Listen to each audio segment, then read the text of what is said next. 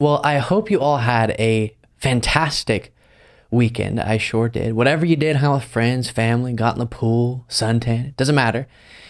But I can tell you what Donald Trump was up to over the weekend, and it was raging over his legal troubles, melting down all hours of the day and night on True Social as he does constantly. So here is what I'm referring to. Starting off with this. With time, people forget all of these indictments, Trump says, and lawsuits against me were started by crooked Joe Biden and his radical left fascists. It is their weapon of choice in the upcoming 2024 presidential election. They feel for a fact that Republican leadership isn't tough enough to stop them or do anything about their abuse and fraud, but I'll stop them because we have no choice. If we don't win, we will have a country no longer, he says. Rather, maximum fear-mongering there for sure. Then he continues, America is becoming a banana republic. That's what happens when you indict and prosecute your political opponent. These are dark days in the life of America. And as we talked about earlier in today's show, it is not the sign of instability or a broken justice system when actually no one's above the law.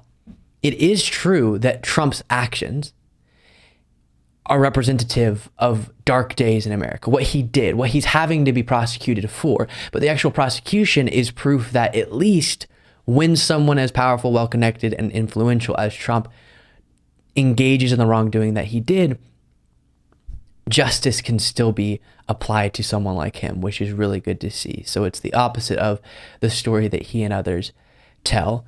Then he does a little media analysis, we'll say. He says, could somebody please explain to Dana Henninger of the Wall Street Journal that the Democrats want anybody but Donald Trump to run against crooked Joe Biden or whoever they choose to run? This is why these radical left thugs indict me every 15 minutes. If they wanted to run against me, they would make my journey to the nomination a joyous and beautiful one. Besides, I'm beating Biden badly in the polls. DeSantis and everyone else is losing. The Dems are all about disinformation. Don't be fools. And of course, as is the case with all of his posts, he is struggling to understand when you're supposed to capitalize words and when you're not. But there, it's true that he's defeating DeSantis, as he calls him, and everyone else in the Republican primary in the polls, but he's not defeating Biden badly in the polls. They're pretty neck and neck with Biden favored to win across most polls.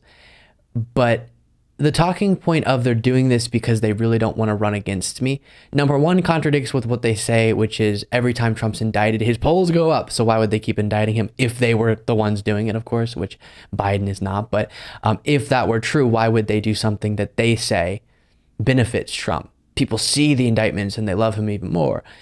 But also, it contradicts with the fact that it's clear Biden believes Trump to be the easiest person to beat. Now, that's a risky game to play, for sure, because if Trump won, that would be disastrous. But it is true Biden can run a pretty strong campaign against Trump compared to the other people.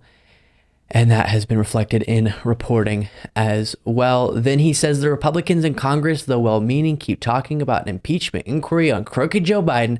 Look, the guy got bribed. He paid people off, and he wouldn't give $1 billion to Ukraine unless they got rid of the prosecutor. Biden is a stone-cold crook. You don't need a long inquiry to prove it. It's already proven that these lowlifes impeached me twice. I won and indicted me 4 times for nothing. Either impeach the bum or fade into oblivion. They did it to us.